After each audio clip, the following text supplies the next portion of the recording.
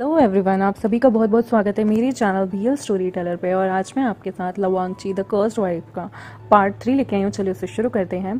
फिर से लवांगची की सेकंड मैरिज तय कर दी जाती है। लेन चिरन और वेन रूहान जो है वो डिसाइड करते हैं कि वो लवांगची की दूसरी शादी कर देंगे, वो भी वेन रूहान के सेकेंड बेटे वेन चाओ से, जो कि अब क्राउन प्रिंस बनने वाला था और उत्तराधिकारी था वो वेन चिशान सेक्ट की सीट का। वेन चाओ की वाइफ जो थी वो पहले ही मर चुकी थी। वो जो हमारा वेन रूहान था उसका छोटा बेटा था और उसकी वाइफ जो मर चुकी थी बीमारी के चलते। तो वो लोग डिसाइड करते हैं कि वेन और लेन सेक्ट म्यूचुअली रीमैरी करेंगे, दोनों के दोनों विधुर यानी कि विधवा हुए हुए दोनों लड़कों की। और वेन चाओ जो था वो डिफरेंट पर्सनालिटी का पर्सन था और वो वैसा का वैसा नहीं था जैसे कि वेंशु था। वेन चाओ एक व्यूमनाइजर था, क्रूल पर्सन था, बहुत ही ज़्यादा घातक था और औरतों से घिरा रहने वाला। वो जानता था कि अब वो वेन सेक्ट का न्यू हायर है। वेन चाओ अपनी ही पुरानी पत्नी की नौकरानी से शादी करना चाहता था, लेकिन जो वेन रूहान होता है ना वो फोर्स करता है उसे लवांगची से शादी करने के लिए, क्योंकि इसके पीछे उनके पॉलिटिकल रीजन से वेन चाओ जो है वो शादी करता है लवांगची से जब वेन तियानशी सिर्फ 3 महीने की बेबी होती है। उनकी वेडिंग नाइट पे वेन चाओ जो था वो इनोसेंट लवांगची को बहुत मारता है, क्योंकि वेन रूहान ने उसे फोर्स किया था लवांगची जो कि एक विडोअर था उसके एल्डर ब्रदर की, उसे शादी करने के लिए। वेन चाओ फोर्स करता है खुद को लवांगची पे। लवांगची जो इस ब्रूटल ट्रीटमेंट के लिए अभी भी प्रिपेयर नहीं था, उसने सोचा नहीं था कि वेन चाओ इतना ज़्यादा जालिम निकलेगा। लवांगची बहुत ही ज़्यादा इंजर्ड हो जाता है और बेहोश हो जाता है, क्योंकि उसके साथ ना जाने कितनी बार वेन चाओ ने ज़बरदस्ती की होती है।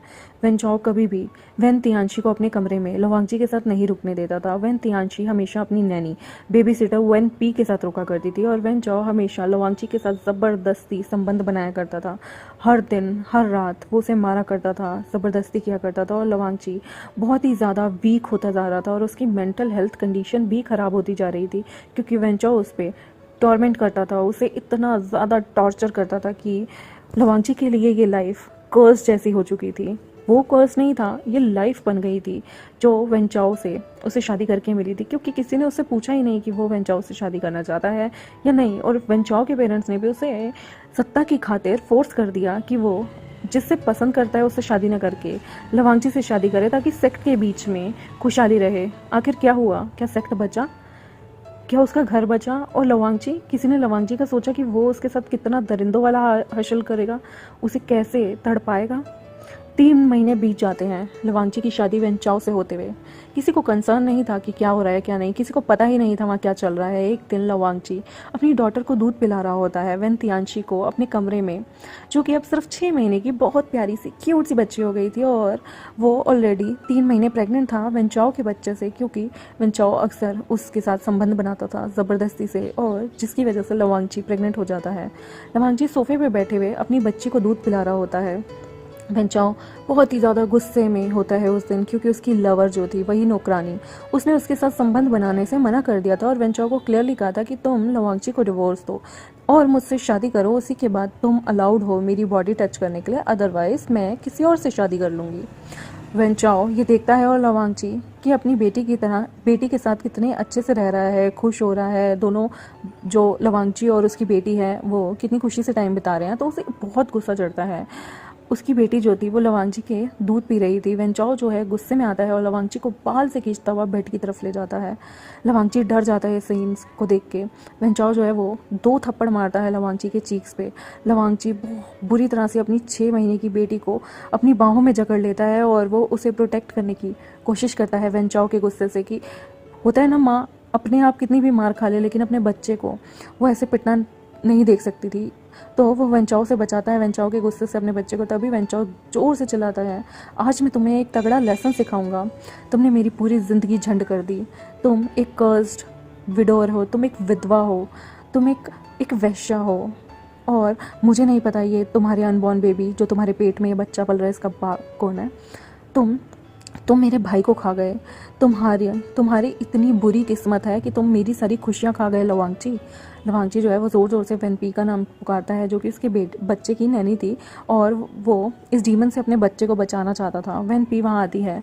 वेन चाओ जो है वेन तियानशी को वेन पी को देता है ताकि लवांगची की बेटी बाहर चली जाए यहाँ से, और वो वेनपी को ऑर्डर करता है कि जाते हुए इस रूम को बाहर से बंद करके जाना।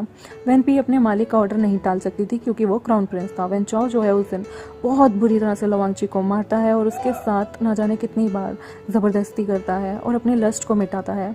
और वो ये भी परवाह नहीं करता कि लवांगची उसके बच्चे से 3 महीने प्रेग्नेंट है। लवांगची जब एग्जॉस्ट हो जाता है, इतनी बार उसके साथ ज़बरदस्ती हुई होती है, तो वो बेहोश हो जाता है। वो एक भी वर्ड वेनचाओ के खिलाफ नहीं बोल पाता था क्योंकि वो डरता था कि वेंस उसे चिशान के वेंसेक्ट से धक्के मार के निकाल देंगे और उसे उसकी बेटी से भी दूर कर दिया जाएगा। वेनचाओ का ऑर्डर था कि वेनपी लवांगची को उसकी डॉटर से मिलने ना दे कम से कम 1 हफ्ते तक, और 1 हफ्ते तक लवांगची को कपड़े पहनने की भी इजाज़त नहीं थी। उसके रूम से हर फर्नीचर निकाल दिया गया था।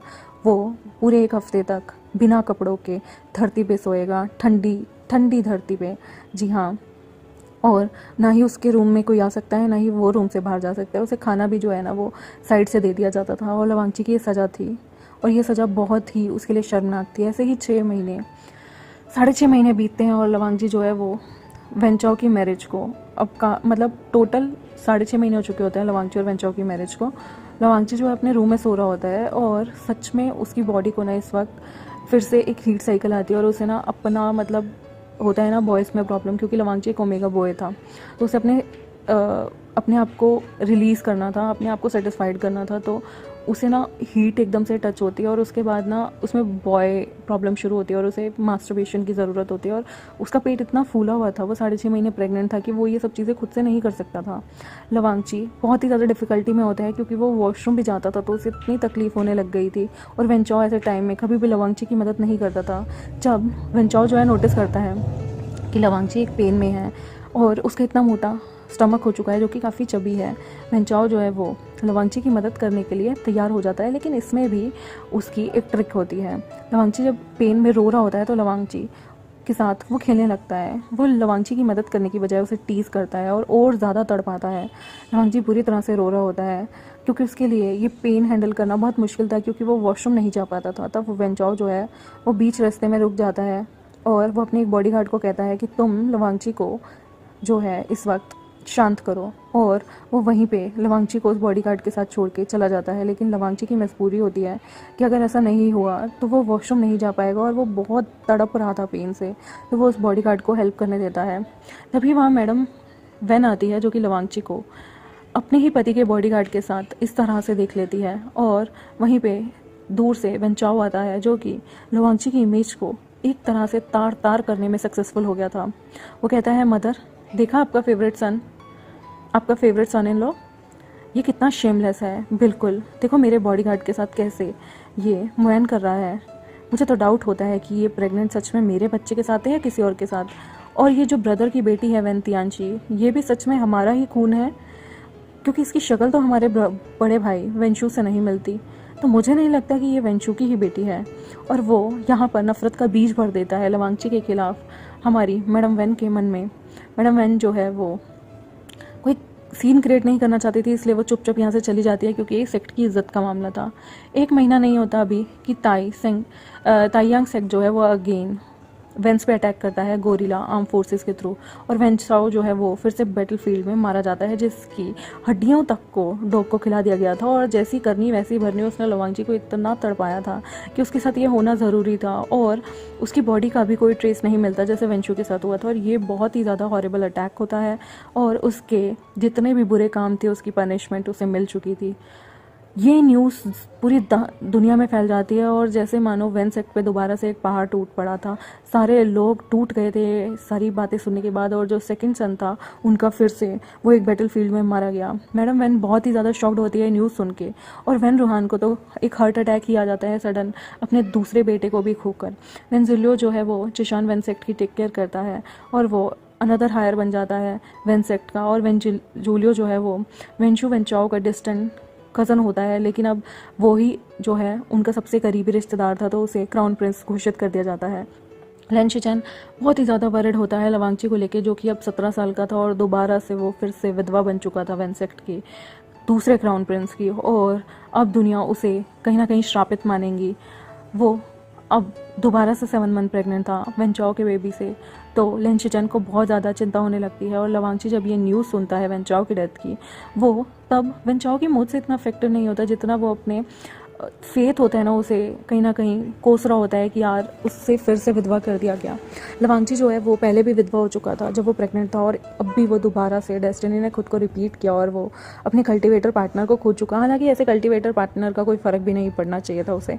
लवांगची अप्रोक्स फिर से 7 महीने प्रेग्नेंट था, और जो कि फिर से मजाक बन गया था इस दुनिया के लिए, क्योंकि इस बार भी शादी के लिए उसे किसी ने पूछा भी नहीं तुम्हें करनी है या नहीं करनी, बस कर दी ताकि बस सेक्ट ठीक रहे। वो आदमी जिंदा है, मर रहा है, किस तरह से उसने ज़िंदगी निकाली है, कितना उसके पति ने टॉर्चर किया है, शायद सबने अपनी आंखें मूंद ली जब ये सब हो रहा था, या लोग जानना ही नहीं चाहते थे।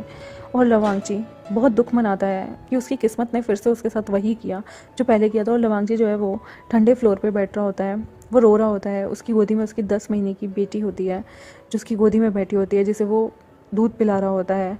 लवांगची जो है वो अपने पेट को ज़ोर से पकड़ता है। वेंतियांशी उसकी लैब पे ही सो जाती है, और लवांगची जो है वो वेंचाओ से अटैच नहीं था, लेकिन उसके लिए फिर भी दुख था, क्योंकि अब भी दुनिया जो है वो उसे कर्स्ड कहेगी, उसे बुरा कहेगी, और लोग बाग आज भी उसका साथ देने की बजाय उसे ही हर चीज़ का गुनहगार बता देंगे। लवांगची 7 महीने 1 वीक प्रेग्नेंट था, और उसका प्राइवेट पार्ट फिर से दर्द करने लगता है, और अब उसे फिर से हीट आने लगती है और उसे मास्टरबेशन की ज़रूरत पड़ती है। लेकिन उसका पेट बहुत ज़्यादा मोटा हो चुका था, वो प्रेग्नेंट था, वो इस तरह से भाग नहीं सकता था, और जिसकी वजह से उसको बाथरूम जाने में बहुत दिक्कत हुआ करती थी, वो वॉशरूम नहीं जा पाता था। तो वो वेन पी, जो कि उसकी डॉक्टर होती है और उसकी बेबी को संभालती है और उम्र में भी उससे बड़ी होती हैं, उनसे वो मदद मांगता है। और वेन पी एक डॉक्टर होने के नाते, जो हमारा लवांगची होता है जो कि सिर्फ 17 साल का इनोसेंट बच्चा था, उसकी मदद करने के लिए तैयार हो जाती हैं, क्योंकि वो जानती हैं कि प्रेगनेंसी में कितना मुश्किल होगा इस ओमेगा को ये टाइम बिताना। लेकिन जब वो उनकी हेल्प कर रही होती हैं, और दोनों के बीच में कोई गलत इरादे नहीं थे गाइस, दोनों के बहुत ही नेक इरादे थे, वो अपने बच्चे की तरह लवांगची को ट्रीट करती थी। लेकिन मैडम वेन जब देख लेती हैं अपने सन इन लॉ को, जो जिसकी मदद वेन पी कर रही थी, और दोनों जिस कंडीशन में थे वो बहुत ही ज़्यादा अजीब सी कंडीशन थी, और 10 मिनट तक वो वहीं खड़ी रहती हैं जब तक लंचा सेटिस्फाई नहीं हो जाता। और जब वो अपनी हीट से बाहर आता है तो मैडम वेन को बहुत गुस्सा आता है। वो गुस्से में उसने इस तरह की चीज़ें देख ली थी कि वो ऑर्डर करती हैं अपने गार्ड को कि लवांगची को धक्के मार के जिशान के वेंसेक्स से निकाल दिया जाए, यहाँ तक कि उसकी डॉटर को भी, क्योंकि इसके मन में कहीं ना कहीं आ गया था शायद लवांगची का ही अपना खून, वेंसेक्ट का ही अपना खून नहीं है, लवांगची पर्वर्ट है। लवांगची ऐसा इंसान है जो किसी के साथ भी कुछ भी कर सकता है और उससे फ़र्क नहीं पड़ता कि अभी कुछ हफ्ते पहले ही उसके पति की डेथ हुई है। तो वो लोग वेन पी को भी 2 साल की सज़ा दे देते हैं, क्योंकि उसने लवांगची के कहने पर इतना घटिया काम किया है। और वेन गार्ड जो है वो लवांगची को खींचते हुए जिशान के वेन सेक्ट से बाहर निकाल देते हैं, जो कि 7 मंथ प्रेग्नेंट था, और वो अपनी 10 महीने की डॉटर को अपने कंधे पे लिए वहाँ से उसे खींच के बाहर निकाल दिया जाता है। और लवांगची रोता है, उन सबसे एक बार कहता है कि मुझे मैडम वेन से तो मिलने दीजिए, लेकिन उसे क्या पता था कि मैडम वेन ने ही ये सारी चीज़ें की हैं। गार्ड जो है वो उसकी बातें सुनते ही नहीं, क्योंकि उन्हें ऑफिशियल ऑर्डर मिला था। और उसके बाद लवांगची इतना रोता है, फिर वो डिसाइड करता है कि वो वेन जिशान सेट से यिलिंग की तरफ जाएगा, और उसके बाद वो गुसू जाएगा शायद अपने ब्रदर से मिलने। लवांगची बहुत रो रहा होता है, वो भूखा भी होता है, लवांगची के हाथ में एक पैसा भी नहीं होता, और इस वक्त वो प्रेग्नेंट था, उसे भूख लग रही होती है, उसके पास शेल्टर भी नहीं था। लवांगची यिलिंग में आता है जिशान के वेन सेक्ट की तरफ से। लवांगची बहुत थका हुआ था, और वो एक बड़े पेड़ के नीचे आश्रय लेता है। वेंतियांशी रोए जा रही थी, तो लवांगची उसे अपना ब्रेस्ट मिल्क पिलाता है। उसके पास पैसे नहीं थे, सिल्वर नहीं था, ना ही उसके पास कोई चीज़ दिखाने की, वो भी भूखा था। तभी उसे नहीं पता होता जहाँ वो सो रहा है वहाँ पर एक स्ट्रेंजर भी है, जो स्ट्रेंजर उसकी आहटों से उड़ जाता है, और वो फ्लूट बजाने लगता है, जो बहुत ही ज़्यादा मेलोडियस ट्यून होती है, और वो कहीं ना कहीं लवांगची के माइंड को एकदम क्लेंजिंग म्यूज़िक की काम करती है, और उसे एकदम शांत कर देती है। इस फ्लूट के चलते लवांगची जो है वो गहरी नींद में सो जाता है, और वेंतियांशी भी उसकी बाहों में गहरी नींद में सो जाती है, और वो दोनों काफ़ी टाइम तक गहरी नींद में सोते रहते हैं। लवांगची जो है वो अपनी आंखें खोलता है और देखता है कि उसके सामने एक यंग मैन होता है जो उसके चेहरे को देख रहा था। वो ऐसा लग रहा था जैसे इस इंसान ने एक एलियन देख लिया हो। लवांगची को बहुत ही अजीब सा फील होता है कि ये आदमी उसे ऐसे क्यों देख रहा है, जिसने ब्लैक कलर के आउटफिट पहने होते हैं और रेड कलर का रिबन उसके बालों में होता है। तभी वो लड़का स्ट्रेंजर बॉय जो है वो लवांगची को देख के बोलता है, तुम कितने ब्यूटीफुल हो, तुम यहाँ पर कितने प्यार से सो रहे हो, क्या तुम कुछ खाना चाहोगे? और वो अपने कपड़ों में से हाथ निकाल के एक बन देता है लवांगची की तरफ। लवांगची पहले तो हेजिटेट होता है, फिर कहीं ना कहीं उसे बहुत भूख लग रही थी, वो 7 मंथ प्रेग्नेंट था। वो थैंक करता है खाने के लिए और वो 1/3 बन का हिस्सा अपनी डॉटर को देता है और थोड़ा हिस्सा वो खुद खाने लगता है। तभी वो स्ट्रेंजर पूछता है उससे, वो पूछता है कि तुम्हारी डॉटर बहुत ब्यूटीफुल है, क्या नाम है इसका, और तुम्हारा कल्टीवेटर पार्टनर कहाँ है? आप एक प्रेग्नेंट ओमेगा बॉय हैं और आपको इस स्टेट में आपका पार्टनर कैसे छोड़ के जा सकता है? लवांगची चुप रहता है और वो अपनी बेटी का नाम बोलता है, वेंतियांशी। तभी वो लड़का बोलता है, ओह, मैं आपको अपना नाम बताना तो भूल ही गया। मेरा नाम वी वुशियान है, मैं हेड डिसिपल हूँ युनमक जियांग सेक्ट का। और आपका नाम क्या है? तो लवांगची बोलता है, लवांगची। तभी वी वुशियान जो है वो स्माइल करते हुए कहता है, आप मुझे वी गगो भी बुला सकते हैं। तभी वी वुशियान एकदम से अपनी एक उंगली उठाता है और पिंकी प्रॉमिस करते हुए कहता है, आपका कल्टीवेटर पार्टनर कहाँ है? मैं आपको इस स्टेट में यहाँ नहीं छोड़ सकता। आप एक प्रेग्नेंट टीन बॉय हैं और इस तरह से इस छोटे बच्चे के साथ आप मुझ पर ट्रस्ट कर सकते हैं। मैं आपको हर्ट नहीं करूँगा लवांगची, आई प्रॉमिस।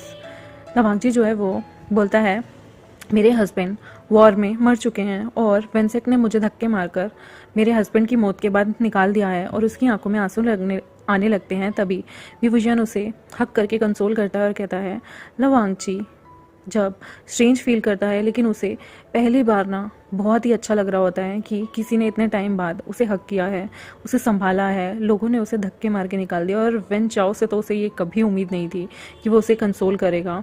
ये वार्मथ सिर्फ उसे वेंशु दिया करता था और विभूषण उसे हक करे रखता है, उस अपने हाथों को लवांगची के जो बैक साइड होती है उस पर रब करता रहता है ताकि वो शांत हो जाए। और तभी के तभी विभूषण कहता है, चलो हम किसी होटल में चलते हैं, तुम्हें प्रॉपर रेस्ट करना चाहिए। लवांगची पहले तो अनश्योर होता है कि उसे जाना चाहिए या नहीं, लेकिन वो जानता था ये लड़का कुछ बुरा तो नहीं लग रहा और उसकी डॉटर को भी वो ऐसे किसी पेड़ के नीचे नहीं छोड़ सकता और इस पेड़ के नीचे इस तरह से रात बिताना अच्छा भी नहीं लगेगा। तो विभूषण जो है वो 2 रूम के बारे में पूछता है इनकीपर से, लेकिन इनकीपर कहता है कि वहाँ पर सिर्फ एक ही रूम वेकेंट है।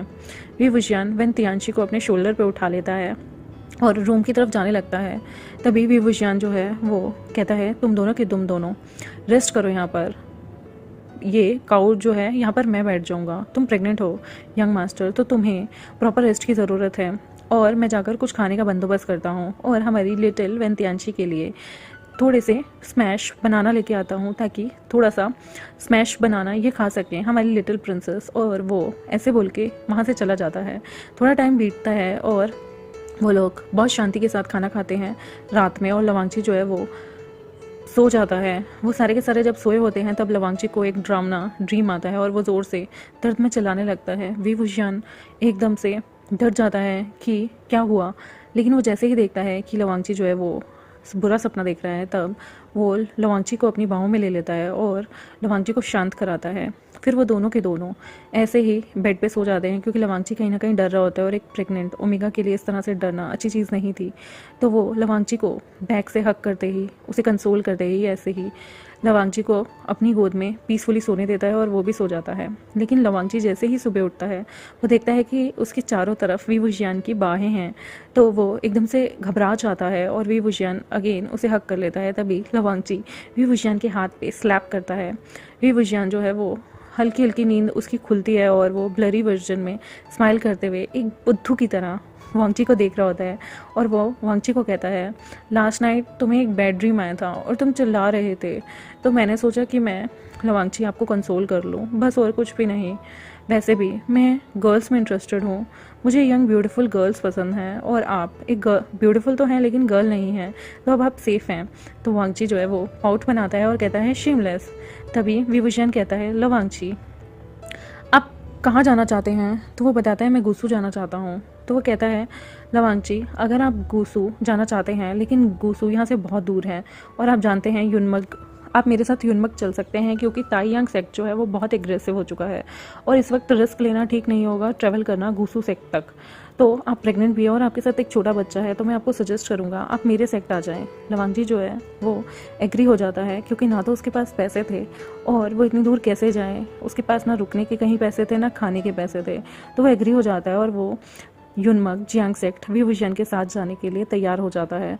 और जो कि उसकी बेटी वेंतियांशी की बहुत अच्छे से हेल्प कर रहा था, बहुत अच्छे से उसका ख्याल रख रहा था। तो आगे के चैप्टर्स में हम देखेंगे कि जो लवांगची है वो युनमक में रुकेगा या फिर वो चला जाएगा अपने घूसू लैंड सेक्ट में, और क्या होगा इनका फ्यूचर, कैसे बढ़ेंगे इनके बीच में नज़दीकियाँ। तो जानने के लिए जुड़े रहें मेरे चैनल से, और मेरे चैनल को सब्सक्राइब कर दें, वीडियोस को लाइक कर दें, बेल आइकन को प्रेस कर दें ताकि आपको फर्दर नोटिफिकेशन आती रहे। और कमेंट सेक्शन में बताइएगा आपको कैसा लगा आज का part. Thank you very much, bye bye.